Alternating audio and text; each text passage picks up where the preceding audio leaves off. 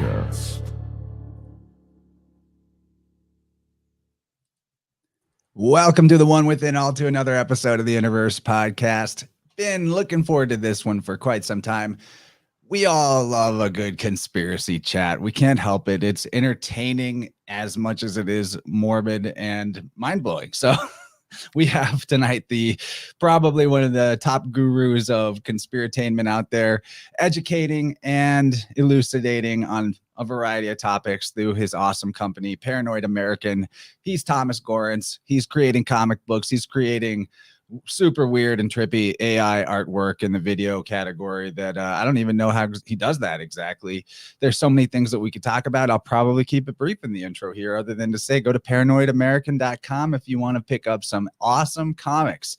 And man, I love me some comic books. That genre of, or medium, I should say, of creativity has no bounds. It is one of the more limitless ways our imagination can express. I like that a lot. And I think that we'll talk about the craft. We'll talk about some of the conspiracies that he's covered in his comics, some things he's currently researching, how he's doing what he's doing with AI art and why, and who knows what else we might get into. Super excited to talk to you tonight. Thank you for being here, Thomas. Welcome to the InnerVerse. Thank you, Chance. What an intro. And I love the bumper too. The background with the kaleidoscope effect. I love it, man. Thank you. Well, your company creates it. I'm just the remixer, you know?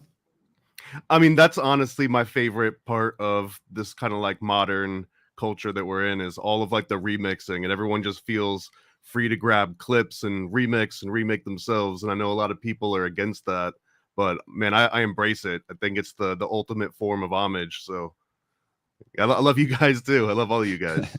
There's lots of love in the chat already. What's up, everybody? Thank you for showing up to support. Thanks for sharing the stream with people you think might like it. And so, dude, what have you been digging into lately? Well, I mean, you mentioned it a little bit. I made it a mission this year to figure out what all the latest AI tools were visually for doing videos and images and just everything. And I wanted to get myself set up to just like hang on as tight as I can, right, to the forefront. It's almost like surfing old school ways, or it's almost like Wild West back in the 90s where, you know, not everyone even had a computer. So I just wanted to make a jump on that. And it's been kind of a fascinating journey to figure out just how it all works, the ubiquity of the tools, the legal aspects, the different infighting between, you know, what they call artists and AI bros. So that's one avenue that I've been fascinated with lately. I really like how you put that. You're surfing the frontier of this technological rollout, because we're in a place at this moment where how it's going to work is definitely not set in stone. But the things that you've been creating, follow him on Instagram at Paranoid American. Some of the stuff, I was talking about this with Jennifer earlier tonight, and she was saying how the fake TV shows from Russia. Can you talk about some of those? Because she was fooled by one or two of them, I think, that she thought it was real. Yeah, so those were just the stilled images, and I had made those on Midjourney a while ago. And for anyone that not familiar with Midjourney, if you've been living under a rock, it's basically a Discord bot. You just type a little prompt in Discord and say, make me a picture that looks like whatever, and you can add some fancy little options to it. But that's pretty much how it works, and it spits out 4 images, and you can just keep refining them over and over. So a big part of that process is just coming up with a really interesting prompt. And I think for those ones, it was just something like 1980s sitcom, Full House DVD rip, film grain, you know, low resolution quality. Sometimes I'll throw like VHS screen cap in there, just a lot of things that you would see online associated with the type of media that you're looking for. And that's actually an interesting aspect of all this AI, is that the way that AI understands currently is what it's scraped off of the internet. So file names and tags and descriptions and just all kinds of unrelated stuff sometimes too. So being able to know that kind of thing and look it up, it reminds me of when search engines were brand new. And if you knew how to talk to a search engine, you were like 10 or 20 times faster than anyone else. If you just knew like the tricks and how to speak to it, you know, and the brevity of it. And that's changed so much now. Like the algorithms just feed you whatever they decide that you're searching for. You don't get to do it the other way around. But in AI, I feel like it's got that same sort of like brand new attitude to it. So I don't know. That's one of the many fascinating aspects of it. Oh man, so it hasn't really been narrowed down into the type of thought corral that, say, Google search is. Or it's just it hasn't been like force fed to you, so it hasn't been as controlled. But I do think, like you were saying earlier, it's like surfing a little bit, but it's like if you stop for 2 or 3 days, or God save you, if you say stop for like a week or two and stop paying attention, all the tools have changed, the techniques have developed, and if you do that a few cycles, right, if you take 2 or 3 months off, you come back and everyone's using completely different tool sets, or you go to open your stuff and it doesn't work anymore. So it's lots of daily maintenance and just making sure you're always running the latest and you're fixing the problems that pop up. And I also feel an interesting aspect of this is that pretty soon in the future, already people are paying for services for software. So that's not a new thing, right? Software as a service is kind of replacing being able to just buy Photoshop. Now you got to rent it out every year. But I think the next thing is that all this software is going to change like every week you open it up, and they might just be adding features nonstop, like a lot more regular than currently. And I think that's because AI, it's jumping so quickly week to week that it's hard to hold on. So just to be clear, you also believe AI is the boogeyman. We're going to die and Skynet is going to melt the Absolutely. planet. Oh yeah, absolutely. Of course. No, I don't no really qualms think that. about I it. don't really think that, but I'm sure like I really want to actually reduce any kind of boogeyman anxiety people might have about this. I don't know. Maybe you're the conspiracy guy, Well, so maybe I that's can give not you where some you're more at. optimism from it, because I guess I feel like mine's a more healthy boogeyman in the way that it's not AI that's going to kill us. We're going to just end up so reliant on technology, and then the people that understand it are going to retire and die, and then we're just going to find ourselves somewhere in the future. I'm not making any prediction on how long, but just so reliant on technology that the second there's like a global EMP or something that just wipes out, all the systems, and you're reliant on, a tiny fraction of people, just the way that we lose information over hundreds or thousands of years, right?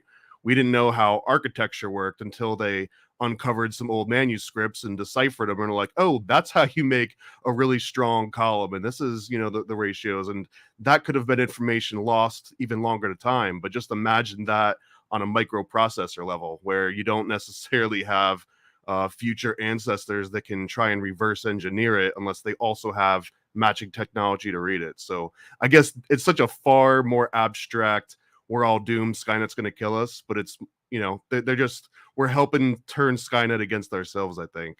So I don't think that robots are going to just like start murdering people, or indiscriminately doing anything that is going to freak people out. I just, it's more of a tool that we're going to end up letting us become the tool, and it's going to become the master.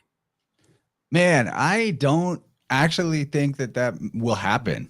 I Let heard me hear your perspective. Yeah. Let me just offer this. I'm still working this out in my head, but generally, so first I'm going on the premise that every doomsday was always a false alarm. Okay.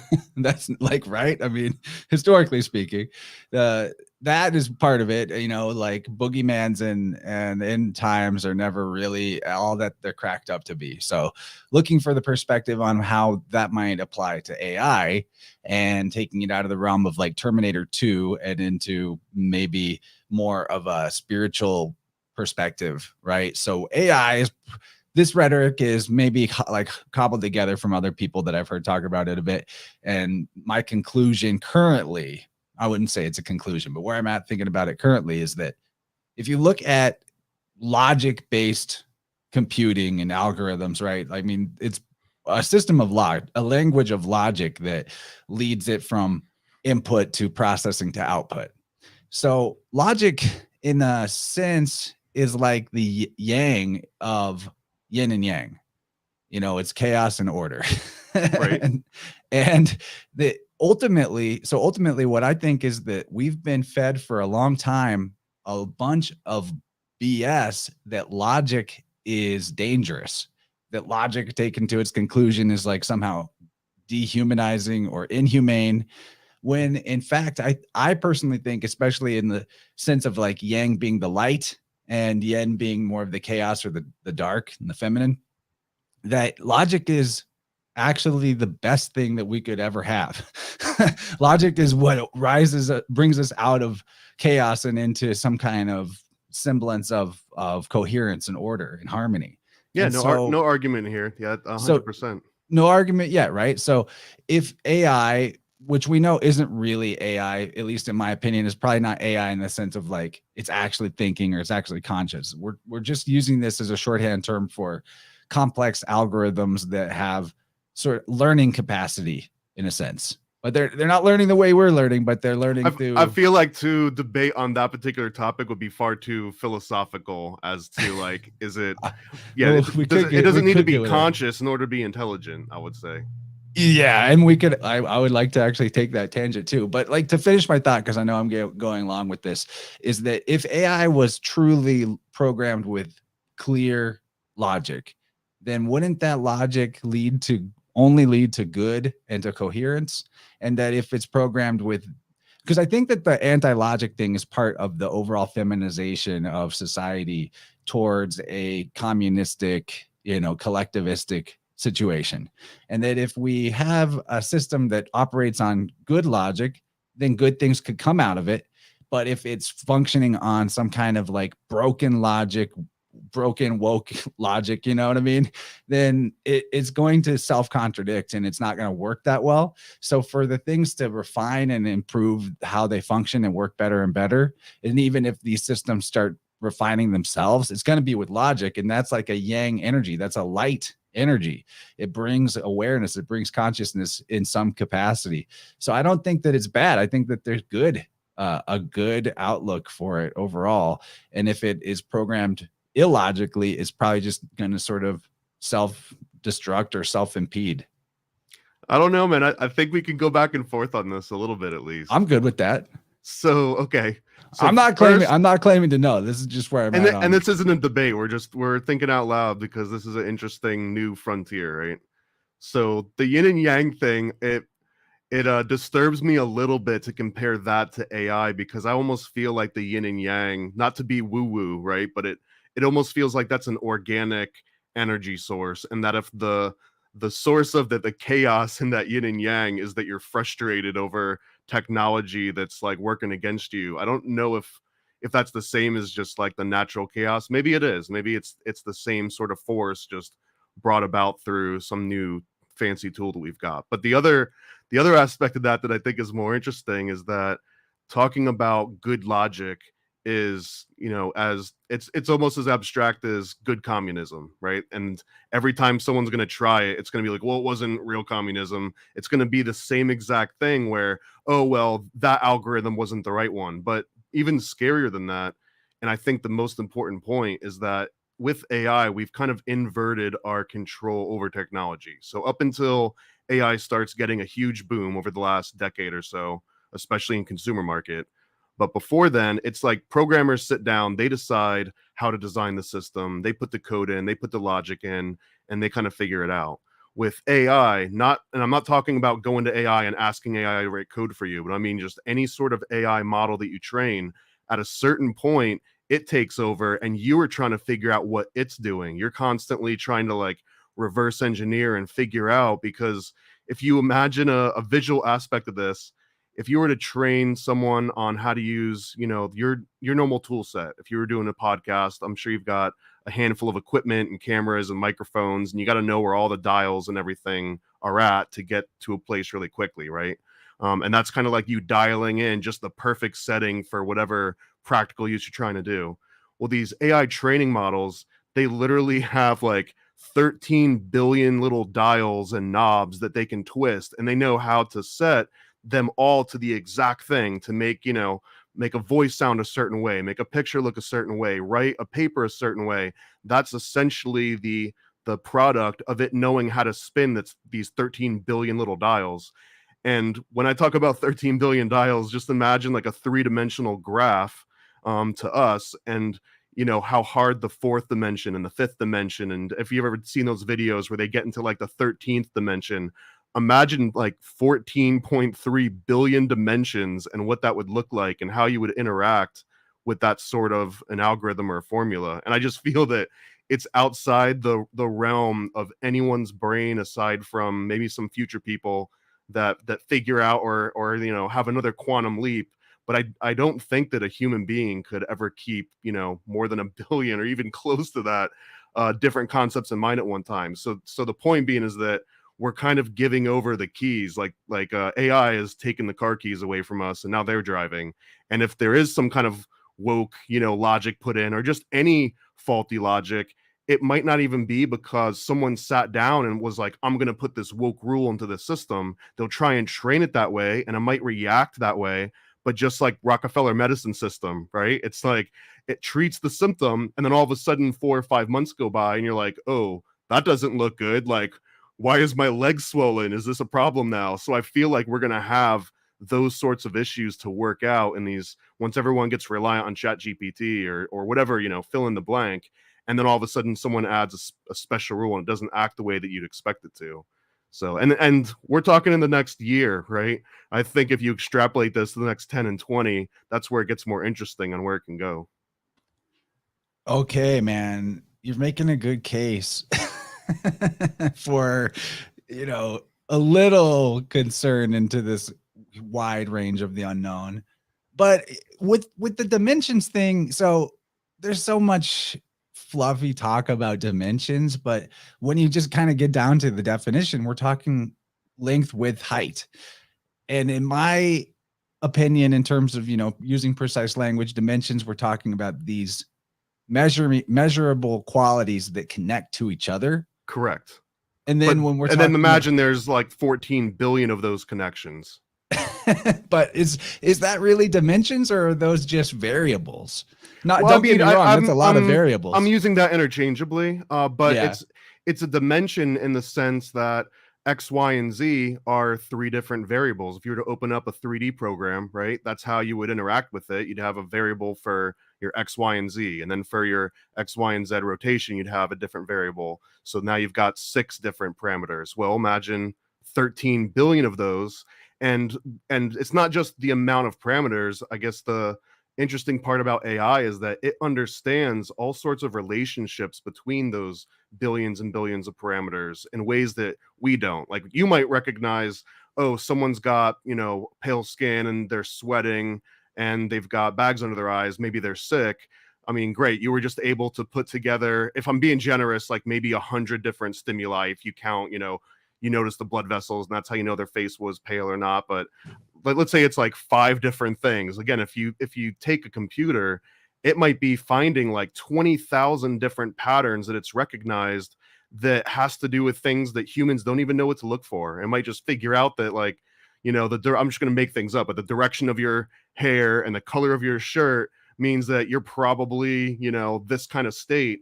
And it would be something that a human being just doesn't have the capability of picking up on those specific types of patterns. So when a computer there's AI patterns, can do big data can find stuff like the amount of roadkill on a 1 mile stretch of highway correlating to the average amount of stuffing in a pillow factory, like per pillow, you know, like really dumb correlations that make no sense, but it's there in the big data set. And that's why big data is the currency, right?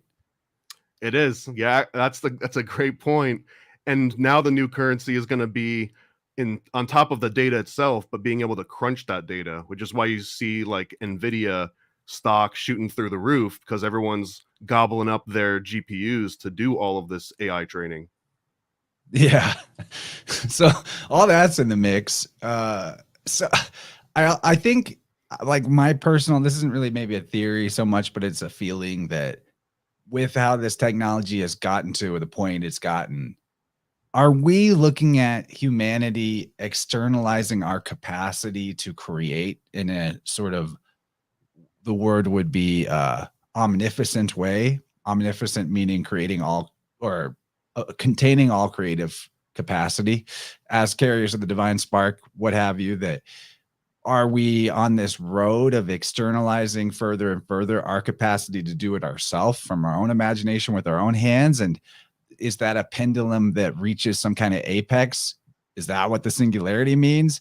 And then the pendulum inevitably has to swing back towards the other way of us self-generating things. I mean, because I see it all as sort of like life is a big dream where the outer world is just a reflection of our inner world. And if our belief system and our story of ourselves is that we can't just instantly telepathically communicate and see each other from Missouri to Florida, but now we've got this story that through the magic black box we can. Is that what this AI emergence is us going further and further towards our capacity that we innately have as spiritual beings? I don't think it's all or nothing. And on a more positive aspect, I really do see it in our short term, at least in my lifetime. It's going to be more like a cool little assistant that can do stuff for you. So working like in the movie where they have the AI that's just like, Lila, do this. The ones that don't end up killing you, yeah. Even that's like the majority of them.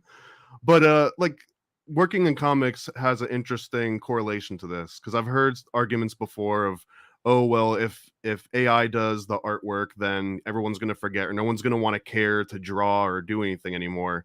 But in the comic world, usually you work in many different phases, right? So you might start with a penciler and a pencil artist, and they're the ones that put down the pretty much the basic shapes and all the detail in pencil. And then sometimes the same person does the inks, but also just as often, you might have an inker that specializes in just going over someone else's pencil and knowing how to draw like the really perfect black outlines and capture everything without maybe nitpicking every single detail, correcting things as you go. And then you might have a colorist that comes in and they only do the color and they don't do the pencils, they don't do the inks. So some of the arguments, it's like, you don't have to do pencils and inks and color in order to consider yourself an artist. Some people specialize in just doing one of those things. There's always going to be Renaissance artists that, you know, try and do everything, and some are great at it. But if you consider that, like, let's say that you're a penciler and an inker, but you're not a colorist.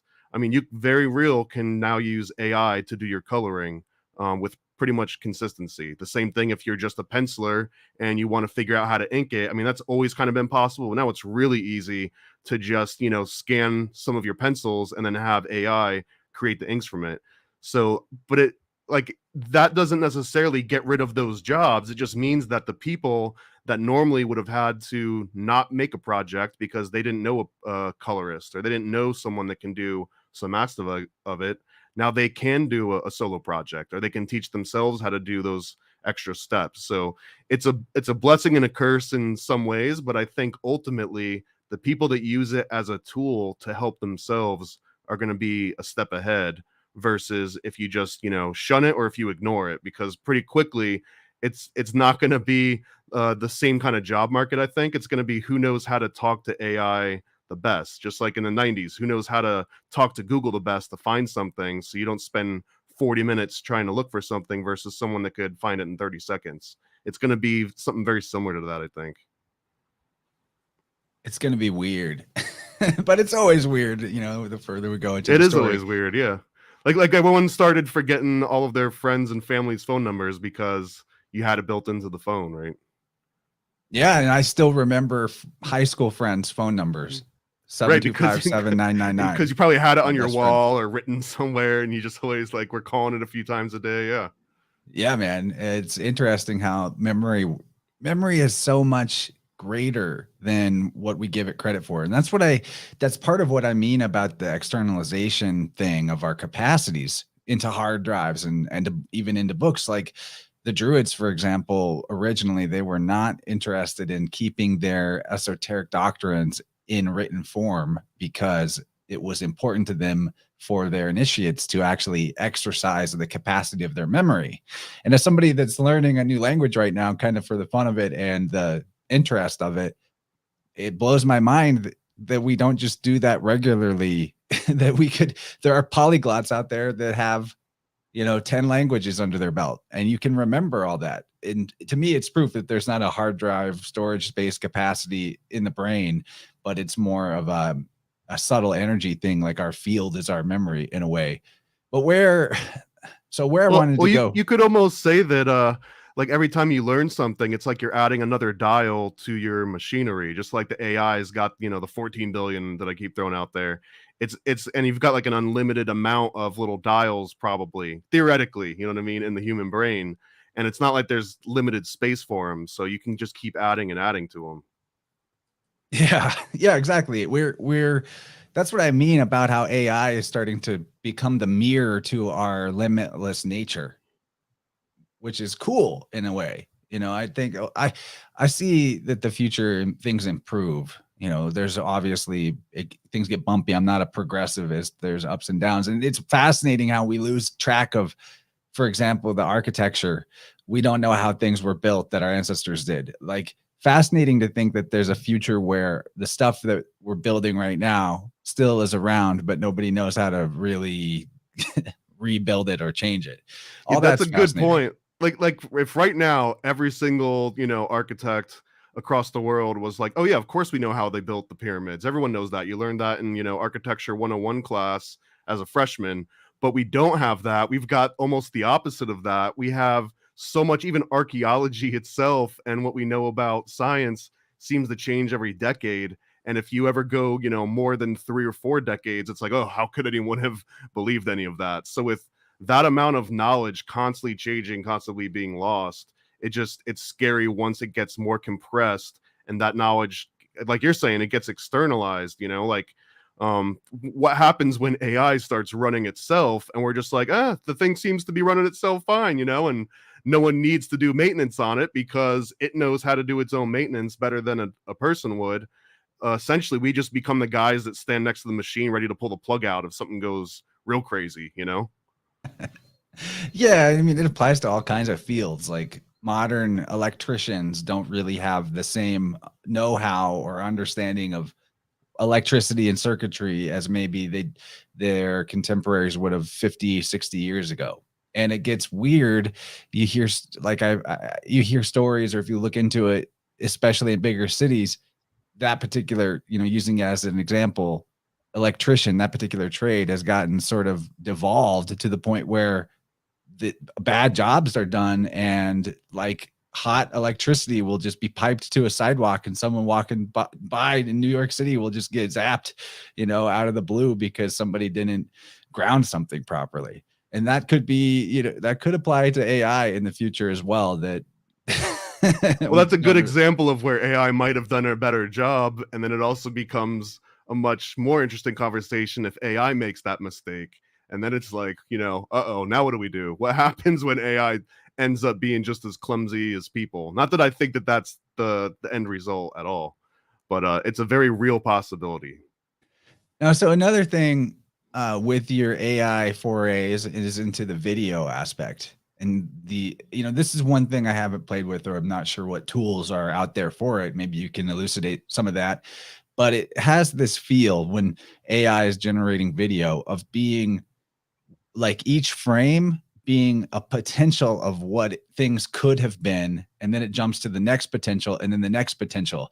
It's like, it feels like you're twisting the dials on some kind of multiversal tuning sensor rather than watching actual fluid recording of one consistent movement of something that is staying the same. Occasionally a frame will just jump out with a really random variation, and then it goes back to the way it was. You know what I'm talking about? Yeah, Where no, I know exactly what you're talking about. So where it kind of dawned on me to describe it this way was the new Spider-Man movie, Across the Spider-Verse, which is Hmm. great, by the way. Obviously, I'm a huge And they Spider-Man used fan. AI in that. They did? They did, yeah.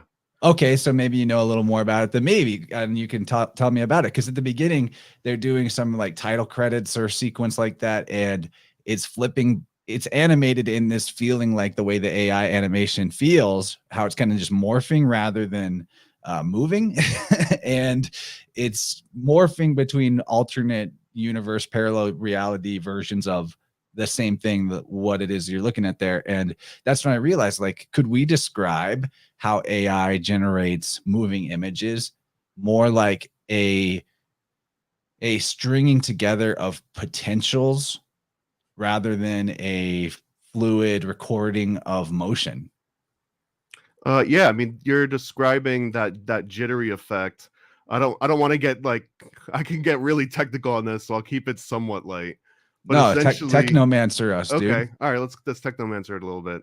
And just to be clear, there are so many different ways to use AI to create video. It's not like there's the one way and they all work that way. There's at least 10 different very popular ways, and maybe I'll talk about like the top 2 or 3. But first of all, when you see that jumpy, jittery look, it's usually being done by Stable Diffusion. Stable Diffusion is the open source version of what Midjourney uses, of what I believe Adobe calls Firefly. I think that's the name of it. They just came out with their AI version. Stable Diffusion is the open source one that you can run on yourself, or a lot of online services that offer the service, they're running Stable Diffusion.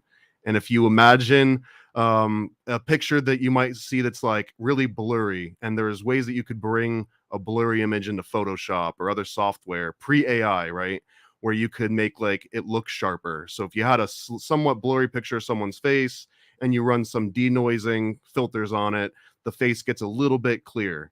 So if you imagine that process, that's kind of what AI does, except it does it many, many times over and over, and it learns exactly how to unblur things to make them sharper. So that's essentially how Stable Diffusion's operating. It starts and the very first one is just going to be random static, which is known as the seed. You'll also have this big long number. It's just like rolling a huge, 100,000 sided die, and it's like, okay, this is how we're going to disperse a bunch of static noise across a certain size of an image, and then it just slowly blurs itself out and then comes into more and more sharper detail over each iteration. And that's how the image version of it works. And essentially video just strings a whole bunch of those individual frames all together. And the jittering is because from frame to frame you can specify how much influence the previous frame should have on the next frame. If you set it all the way up, you just almost look at a static image, right? Nothing changes very much because the previous frames are always influencing the next frame far too much. So usually you set that a little bit down so that each frame has a little bit more range of how much it can change between each one, because that's where you get the motion from. So there's another setting called clip skip. So each frame, when it generates itself, it then analyzes and says, what do I think is in this particular frame? And it uses something called a clip encoding. And it'll say, it's a red image with a dog and a blue ball or whatever is in the image. It gets really basic concepts down. And then it tries to determine how well it's doing with whatever prompt you fed it. So you can tell it to like every other frame, ignore what, you think is in the frame, just go with it. And you can set that usually to like 2 or 3 or 4. And that sometimes adds a little bit more or less of that jittery effect.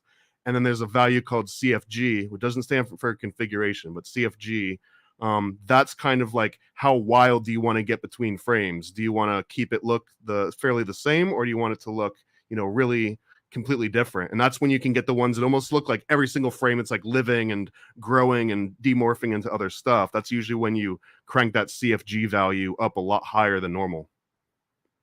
I like the technical explanation here.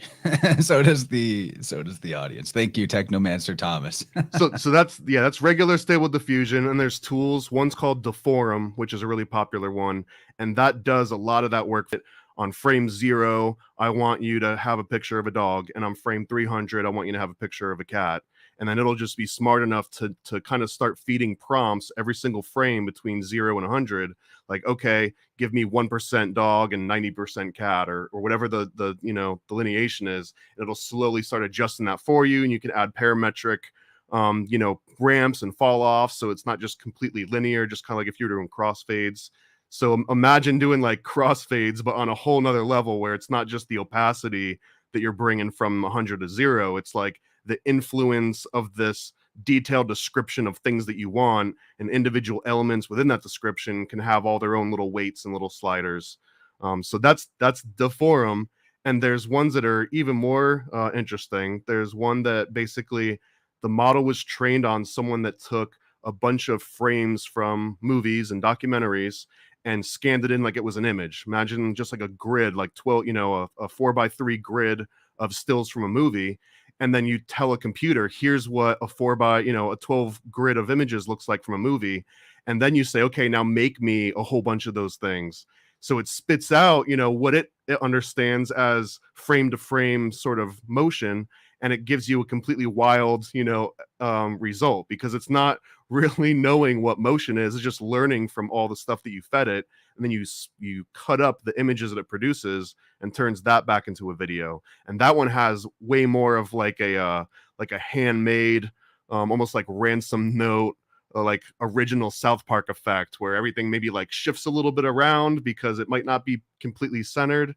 And then there's some that are trained specifically for video. And this one's not open source, but Runway ML has something called Gen 2, I think.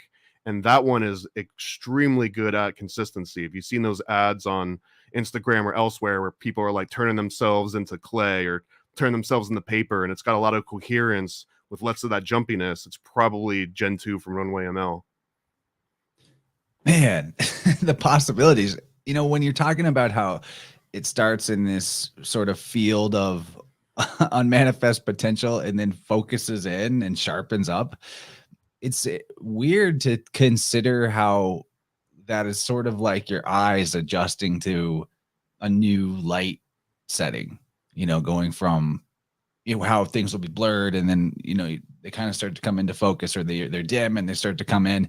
So anyway, my question in there is, how has messing with these stable diffusion AI video creators given you any kind of thoughts about the as above, so below nature, or the fractality, in terms of what it might be showing us as this mirror to ourselves, as a mirror to the creative principle of nature? I mean, so stable diffusion, for the most part, as we've been talking, it's prompt based. It's text to image. So you give it some kind of textual input, and then But it isn't that spits kind of out like the image. let there be light type of deal? Kind of. Although what I would say is that I don't think it's representing, in the way that you're asking, right? Is it a true reflection of something that is outside of us? I don't know if I would Or agree on inside those. of us? Well, maybe, but I don't know if I would agree on those specific terms, because there's a couple things going on. I think the bigger mirror would be, what did you just type into that prompt? Like, what do you want to see? How did you describe it? Because that's describing your understanding of the trivium. It's kind of an interesting tie here, but like the things that you need to put into that prompt, it involves knowing grammar. So you have to know the exact words and how to spell them properly, and to make sure you've got punctuation. Even, it's actually really important. You got to understand logic, and how to like order the things. And then you kind of have to understand a little bit of rhetoric, in that you got to like smooth talk the algorithm sometimes, or know how to like weight things a little bit differently. But ultimately, I'm saying is, like, once you spit out that prompt that tells the AI what kind of image you want to generate, that's the mirror. Before you even see the image, the things that you just wrote are probably a better mirror than the image that gets created, because the image depends on so many different things. It depends on what model you're using as your base model, the weightings of that model. If you've got something called a VAE enabled, that kind of sort of like compresses it to make the calculations a little bit faster. If you've got extra embeddings working with it, all of those things kind of alter the decision making. It's almost like if you give it a something called like a LoRa, for example. A LoRa operates by injecting its own biases into the model. So if I go and get like a JFK LoRa and I just type Apple, if that LoRa model is strong enough, it'll only make apples that look like JFK, or JFK eating apples, or like every single thing will have JFK in it. And that's because the model is just biased a little bit towards that way. And it's almost impossible to get a model that is completely unbiased. So even if you go and grab the base one, whatever you put in there, it's more of a combination of the clip embedding, like how it understands your words and what you put into it, and how it translates that into images, and then the model, which is determining, what kind of image you're going to get out of it. So I don't know if it's coming from you in as much, but that the feedback loop, I think there's something way more interesting in that feedback loop, because one prompt that works with one model might work completely differently with another one. So it's almost like you're poking and prodding, and you're doing AI on the AI, right? Like you're adjusting knobs and dials and trying to figure out what works and what doesn't. And this is where the AI, like, it doesn't know what's aesthetically good. There's a few different algorithms that'll do like some gestalt and some golden ratio analysis and contrast analysis and try and determine, these look better than others. But that's something that's not great at yet. Man, I'm really having a bit of a like stoner thought here about it all. Hit me. So, okay, so I'm really interested in the history of language itself and how before everybody was literate or most people were literate, most of the time in history that we know of, it's just really the priest class, the astronomer priests that have the use of alphabets and the use of letters. And in fact, like as I and the merchants. Well, that's the same class. Okay. Well, yeah, fair point. To a degree, it's the same class. Or Yes. the merchants that maybe aren't initiated, perhaps they've got it on a more numerical level. Because then this is to my point that letters and numbers are associated, right? There's this gematria thing. And I wonder, because you go back to the Phoenician alphabet, the 16 or 17 letters, depending on where and when, that has affinity to so many other alphabets, like the Irish, like the Greek and the Hebrew and etc. And I wonder if, who knows how or where it came from, but is there some kind of veracity or natural truth to like a phonetic sound that we make with our mouth pertaining to a numerical value? And is AI possibly opening the door for us to refine our use of alphabets and their numerical values associated with them, their powers of notation as it's known, to possibly rediscover something more original or something inherent to the, in a xenoglossolalia, you do DMT and you see fucking characters floating around, letters and numbers in some weird alien hypersigils. Are we possibly opening up some kind of discovery avenue to an innate quality of sound and number? I don't know. Well, that's a real thing, by the way. People that can see actual visual numbers around them spatially. It's called number form or number field. I can't remember exactly what it is, but it's a very real version of synesthesia. The same type of people that claim that they can hear blue or they can taste green. Like those are different ways that the neurons are kind of crossing and a little bit more excited for some people than others. Well, there's a version of that for people when they get into math, where if they're trying to figure out calculation, they got a scale of numbers, they can actually kind of see it and just spatially know the answer is 98, because of course it is. It's right there, which I can't relate to that at all, but there's been enough studies and enough documentation that this is a very real phenomenon. So I think that that's very real possibility. That might just be figuring out which kind of gene to express. So that might be like a little, you shoot yourself with like a little, static electricity somewhere, and all of a sudden you can see numbers for the next 2 hours. Who knows? I feel like that's very possible. But answering what you were kind of asking about that, I think that language and honestly vision and almost everything other than text so far, I've been astounded with how easy it is to kind of fool humans.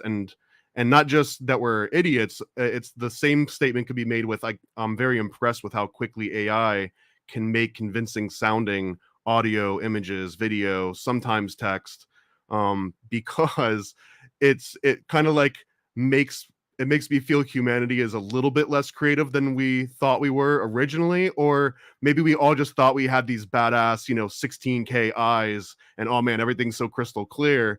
And then AI comes along and it's like, oh, that's cute with your 16 little dials and your optic nerve over there, buddy. You don't have anything close to this 14 billion again. So I feel like that's kind of the bigger aspect of it. Why do you think AI can't do hands very well? Well, it can now.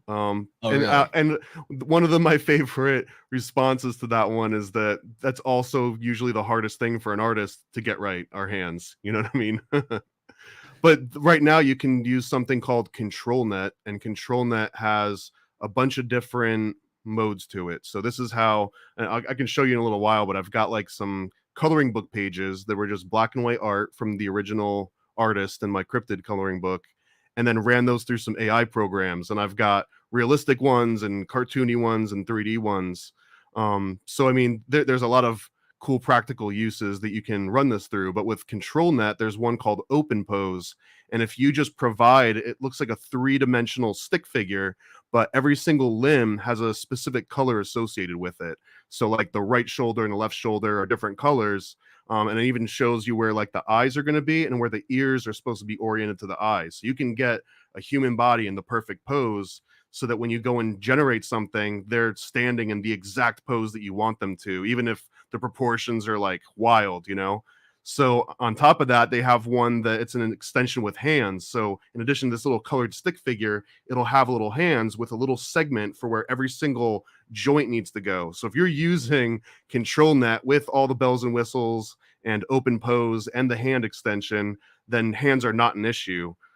So, you know, and then you could also just take an image of another person, like go and find a magazine photo or a still shot from a movie, and then run OpenPose on that, and it'll extract where the person's standing, where all their bones are at, where their hands are at, and then you can take that. So, for example, you got like the Pulp Fiction scene where John Travolta or Samuel L. Jackson are both, you know, pointing their weapons out. You could just scan that. It'll make a little stick figures of all the people, and then redraw it and say, give me, you know, Ronald McDonald and the Burger King, and it'll just be them in that scene in the same pose at least, and all the fingers intact.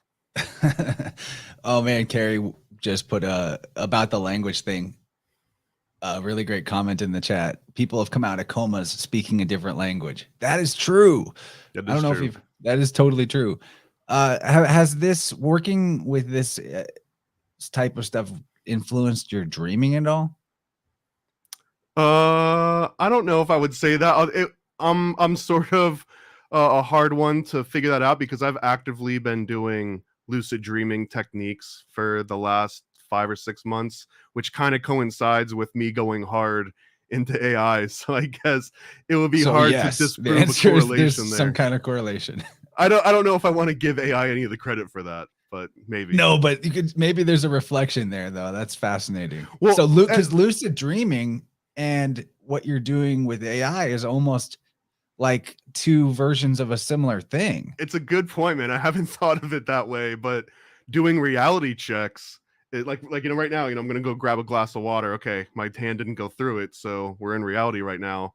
But the AI, it makes you constantly question things, because now I'll see a little video clip of something, and if it's not just like in the perfect detail, and you know, if it doesn't match all the criteria, it's like, I don't believe that actually happened. That person might not have actually said that. That might not even be real video. And that's going to be so commonplace that like we're going to be doing reality checks to everything constantly. And I wonder if that's going to interfere with, you know, my normal reality checks. I mean, we've crossed the Rubicon to where reality checks are pretty necessary on anything media now, right? It's a little exhausting. I mean, I think it always has been, though, because even before this, it was just, hey, did you hear what the person in the town next to us said about the person in the town next to them? And then it would take, you know, a little bit longer, and then you just got a bunch of rumors floating around, and then who do you believe? So I feel like it's sort of on the same level, except now it's just global. Like everyone's got an opinion about everything happening in every country at all times. It's not just relegated to like your tiny little village and, you know, the few that are around you. So that's the only real difference. So while we're in the free hour, I want to give some time to talk about other projects, because I know AI isn't the only thing you got going on. You're the master of the Paranoid American comics and print. Yeah, so many, man. Yeah. So what other kind of irons in the fire do you have? What are you excited to share with people that they can actually go check out now? Well, let me pull up a browser to my site. But the biggest one that we're trying to get out the door is The Chosen One, issue 2. Oh, so by the way, I bought The Chosen One on the Kickstarter, and then it came, I had the package, and then I lost it. I was like, where did it go? It disappeared. I can get you another copy if it got lost. Well, what's funny is I was looking for something else, and I opened the drawer of stuff of lost things, you know, the drawer of things that you don't like enough to actually put somewhere proper. And I opened the drawer and there's a package in there. I was like, is this? And I opened it and it was The Chosen One and a whole bunch of badass stickers from the One-on-One podcast and Paranoid American. So synchronistically, I was looking for something else and I happened to find the Chosen One comic that was missing. So that was like a fun sync. This is the one that you're talking about. This is issue 1 that came out last year. And it's got a bunch of conspiracy podcasters. They get special powers. I'm not going to show you the whole thing, but it's got all kinds of alchemical references and inside conspiracy podcaster references. And it really just sets up a brand new universe where the focus and all the superheroes are going to be, you know, real personalities that we've probably talked to a handful of times already on various shows. And it's just a way to, I think, just get more people interested, and I think taking less of a doom and gloom approach to some of the stuff that we get into, because putting it in the comic book, when you open this up, I couldn't agree with you more that it kind of gives you this unlimited potential, more so than almost any other medium format, because in almost every other medium, you're going to at least be bound by budget. That's what I always say. Even if you've got After Effects and 3D and the knowledge and know-how, you might also need, you know, hundreds or thousands of hours to get something done to like this high level, especially if you want to have like a building blow up or a alien spaceship, you know, destroy the Earth. You know, there's ways you can do it, but when you're in a comic book where you get to dictate, okay, here's the level of detail, here's the quality, then, you know, there is no budget. You can have an alien invasion with 1 million aliens in it, and you don't have to pay 1 million, you know, sort of union workers to show up or some CGI person to copy them. Or, you know, with AI and other digital tools, you maybe just draw one and say, AI, you know, turn this into 500,000. But I mean, I think that the medium gives you that extra ability. And I love it because with movies, even if you're like really deep into a certain scene or something that someone said, what are you going to do? Like pause it and replay it and like interrupt it? But with a comic, you can take your time. You can read through it fast. You can just stare at the pictures and not even read the text. There's so many ways that you can interact with it. And there's nothing wrong with just grabbing a comic and just like looking at the pictures sometimes. So I kind of love that aspect of it. Exactly what you said. And what I also like is it's not as passive of an experience as a movie, that everyone has these. It's really interesting. It's like everyone has these checkpoints in the form of the actual frames drawn in the comic book, but the in between the frames, the action that animates, that takes you from this image to that image, we all get to create that in our own imagination, in our own minds, you know, independently. So there's this co-creative element of experiencing the comic book. I've been a huge comics fan ever since an English class in college had us read Watchmen, I think. And then I realized, oh, this medium is actually amazing. Yeah, and it's then not just to sell action figures. Wow. Yeah, it's like the best medium, because exactly what you just said. There's no limit on budget. The only limit is the imagination. It could be even easier to draw the alien invasion than it would to just draw like a mundane shopping mall full of people. Like that actually might be harder to draw. So I love that about it. And, you know, I caught in the tail end of a golden era of Marvel comics before Disney took over and grappled it all and gender flipped everybody. But there, you know, there was a couple good years in there. I mean, those comics still exist, man. There's enough for a lifetime for anyone that's just getting into it. If you just read the back catalog from like the that's the 60s through the 90s. There's never been a better time, because you can get the Marvel has, for example, like a Netflix style subscription where you can just read digital all the old ones. But I sold a lot of my comics last year to make room in my closets, and now I'm just whittled it down to the Ultimate Comics imprint of Marvel. I own all of that before they killed it off. And I wanted to put onto one of the things you were saying, is that it's this interactive experience where the reader decides what's happening between the two panels, and you can sort of multiply that effect on the page turns, which is a really cool dynamic that some comic readers might not, or some non-comic readers might not understand. It's not like a book where you turn the page, the biggest surprise is there might be like a picture there, or it might be the end of the chapter and you're like, oh, I made it to the end of the chapter, right? That's like the surprise. But in comic books, you can really intelligently utilize that page turn to surprise someone, because that's usually where you're going to show a big splash page, or maybe it's like a 2-page splash, or maybe like some outlandish event happens on that page turn, and it's almost like opening a door and peeking your head in and seeing a crazy scene that you weren't expecting because that door was closed. And that's such an interesting, like, kinetic and visceral reaction to turning physical pages and reading a book that you don't get from any other medium. Even if you're doing it digitally, it loses a little bit of it because, you know, you're swiping, so every page is exactly the same. It's not the same for when you actually have a book in front of you, and when I turn this Yeah. page, it's going to reveal 2 new pages that could be anything, right?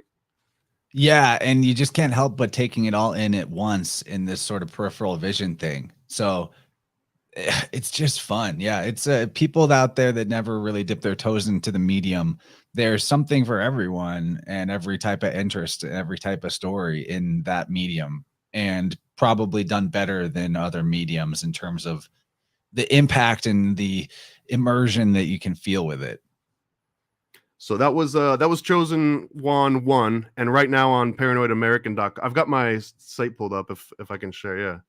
So at the very top of my site, I've got a link that goes to the Chosen Juan 2, and this brings to a Kickstarter, and it's completely free to just click on notify me at launch, and it just means that once we get to 100 followers, you'll get an email that just says, hey, this thing's been launched. That's all it is. This is just feeding the algorithm, just like every other thing. So once we get to 100, Chosen Juan 2 starts opening up orders, and people can get their special copies, and we've got something really cool planned for this one.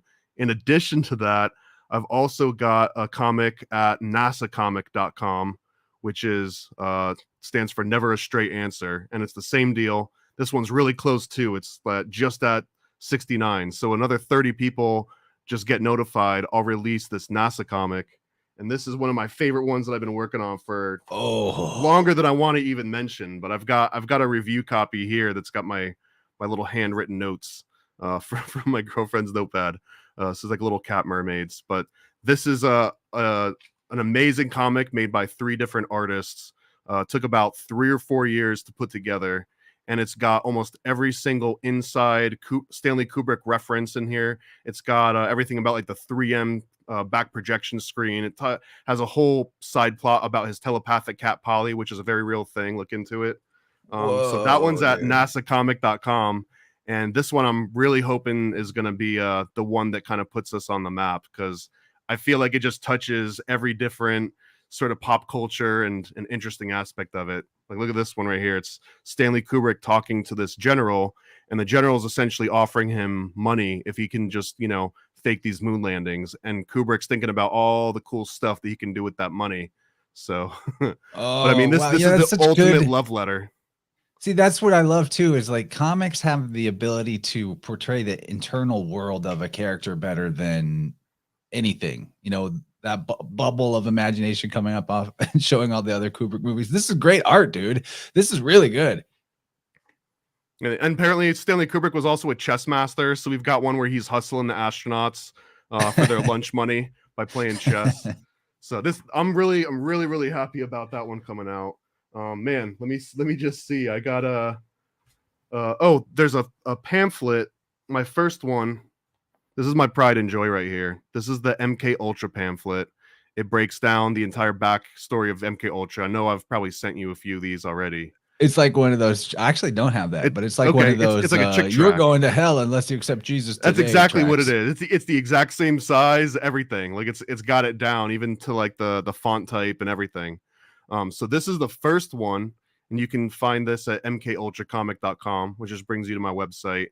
The second one I've been working on with Juan. Shout out Juan, you're wearing his shirt right now, and it's going to be called the Homunculus Owner's Manual, and it breaks down the entire concept of what a homunculus is, how to make one, what kind of powers they can give you, the names of people that have claimed to have unearthed this research originally. It's really it's twice the size of the MK Ultra one, and I believe it is going to be the first and only, at least until someone makes another one, illustrated instruction manual for homunculi.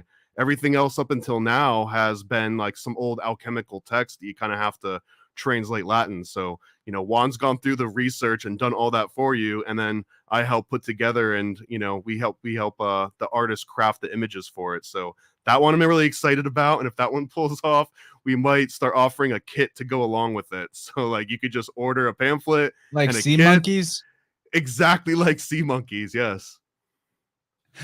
Oh man, you guys are up to some weird stuff, but it is glorious. Super into it, man. And we're gonna have to preview and tease what we've got on deck for hour 2. Is there anything else though that you want to promo, or any places that people can go to stay connected? I'll show my screen one more time, because there's one other project for You don't have to anyone rush that's it, however interested. much you want to cover. I've got this series called Illuminati, that with Naughty, and this is my adult only series that it's probably going to come out next year. Now I was thinking this year, but long story short, it's going to happen next year, and it's an ongoing anthology of a whole bunch of different stories. So I've got a full account of John Dee and Edward Kelly in the occult wife swap tale, where they summon angels and the angel Classic. tells them to swap. Yeah, it's a classic story. I felt like it needed to be illustrated in full detail, no holds barred for any of these. There's one called Crowley and Bush, which is about Pauline Pierce and Aleister Crowley. For people that don't know, Pauline Pierce was Barbara Bush's mom. So there's some funny rumors slash theories that Aleister Crowley is actually a great grandfather of George Bush, because you know that's where Barbara Bush came from. So that one's a fully illustrated adult novel, 12 full color pages of Aleister Crowley getting down with the Bush family's matriarch. There's one, Dinner with Demons, which I've described as Lovecraft meets Eyes Wide Shut. It's imagine if you showed up to an Eyes Wide Shut party, but someone invited Cthulhu. So that one's, I'm really happy with this one. It's got this like this 1950s kind of classic style to it. Man, I'm so excited about that one. This one's called American Rebirth, and it's basically in the future humans end up dying out, but this Statue of Liberty comes to life, and in order to repopulate the earth with new forms of life, she goes around procreating with other national monuments, including Pedro from south of the border. So there is a picture, a very adult picture of the Statue of Liberty and the Lincoln Memorial, and some statues from all over the world that you'll probably laugh at or maybe shake your head at. And then I've got a couple other ones. This is Sex, Drugs in South America. It's partly based on a true story of a couple that goes to Peru to do an ayahuasca sort of little excursion, and goes a little bit haywire. And then this one is MK Ultra Hippie Assassin. It's a retelling of the Hashashin story of the Old Man in the Mountain, but instead of the Old Man in the Mountain and in ancient times, it happens in the 1960s, and it takes place with the assassin of RFK. So they basically trip him out on some acid and train him the same way that the Hashashins got trained. And a few other ones. Here's some about Mary Todd Lincoln, and another one called Sci-Fi Sorority about reptilian Instagram models that trap rich kids in their sorority dorm. So all of these are just part of this one series called Illuminati. Right now it's going to only be on Patreon, and then maybe next year I'll do like a very exclusive adults only print, like a limited edition, hand numbered, hand signed or something. So that's the other big one that you can find, and that's on my Patreon only. I've got so many other ones here, so I'll just leave it at those top 3: the NASA comic, the Chosen One, and Illuminati for now. Yeah, and that's just what's new and what's coming. You've been doing this for a while. Well, I'll drop some ideas on some of the other things that I've been working on without showing them off yet. One's called Mold. It's about a lunch lady that gets tormented by the middle schoolers at her school, and they end up doing some horrible, irrevocable things to her. She bonds with this toenail fungus that she's had growing on her toe that becomes sentient, and the toenail fungus tells her that there's this organic mycelium network that's been running the world, and that humans are essentially an extension of just a massive fungal colony. And it kind of like trains her and teaches her how to get revenge on these nasty kids. So that one's called Mold. There's one it's like called the Spider-Man symbiote, but it's but like in reverse, and it's helping an old lady get revenge on nasty middle schooler. Also based on a true story, believe it or not. I've got another one called Rising from the Ashes. That's going to be the Rising from the Ashes podcast that stars Danunaki Dan and Homie Romy. That might get a crossover with Chosen One. There's a official comic that I've been working on with Sam Tripoli that comes out later this year for kids. I'm not going to say anything else about the title or anything on that, just a little teaser. Man, I can keep going on the JFK voodoo comic. It's called Lee Harvey Oswald Demon Hunter.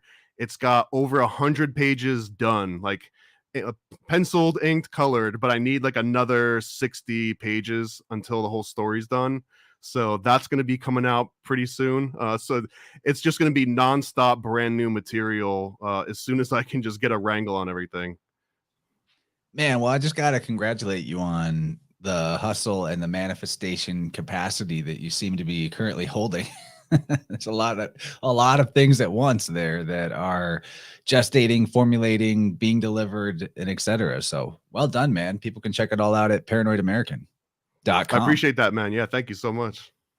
And in hour 2, we talked a little bit before we started the recording that second hour we want to discuss Freemasonry and pizza sauce. Okay, pizza you're gonna say the whole word. Okay. Well, we kind of, it's okay. We kind of talked over it a little. The algo probably didn't hear us. Well, I'm going to so I'm gonna end up doing a full series on the big A word, and I'll be using, I'll be saying it out loud. We'll see what happens. But my strategy is to be very clear and factual only, like absolutely no speculation. Here's what the word means. Here's the name of the scientist, the location of laboratory, where he found it, why he named it what he did, what it was used for in actual scientific studies. And I'm not even going to get into the speculation. I'll do that in future, maybe like, hour 2 Rumble videos only. But I want to get the legit information out, because right now there's not a single video on YouTube. There's not a single article online or on Wikipedia. There's not a single book on Amazon that has the true information that I've kind of discovered. So yeah, we'll get into that in the next hour. Oh man, that's going to be really valuable. So people can find that on my Rockfin. I'm going to link the stream as we'll continue it on Rockfin after this brief intermission. You can also find it in the episode description if you're listening to the replay of this.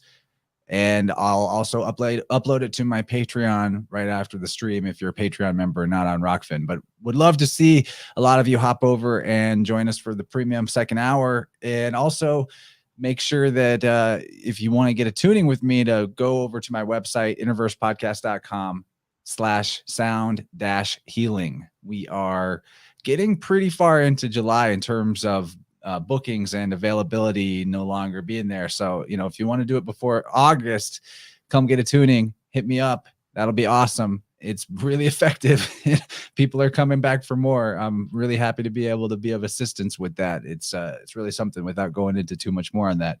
And I appreciate all the supporters here on YouTube. Thanks for hanging out with us. Hope to see a lot of you join us over on the Rockfin side. And in the meantime, here is a fun intermission song. Thomas, it's been great hanging with you. Looking forward to learning more in hour 2 about the accurate information on this touchy subject. Thanks for being here, man. Yeah, thanks for letting me to rant. And for anyone that listened this far, I appreciate it. And I promise you some really interesting stuff coming up behind the paywall. All right. Awesome, man. Looking forward to it. We'll see everybody in about 3 minutes. I'm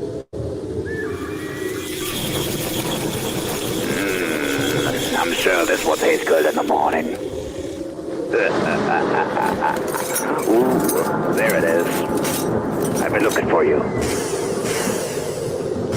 Open wide, bitch!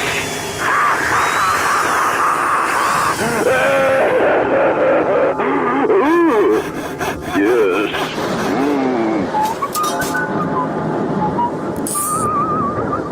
This is gonna be looking great on you. I cannot wait.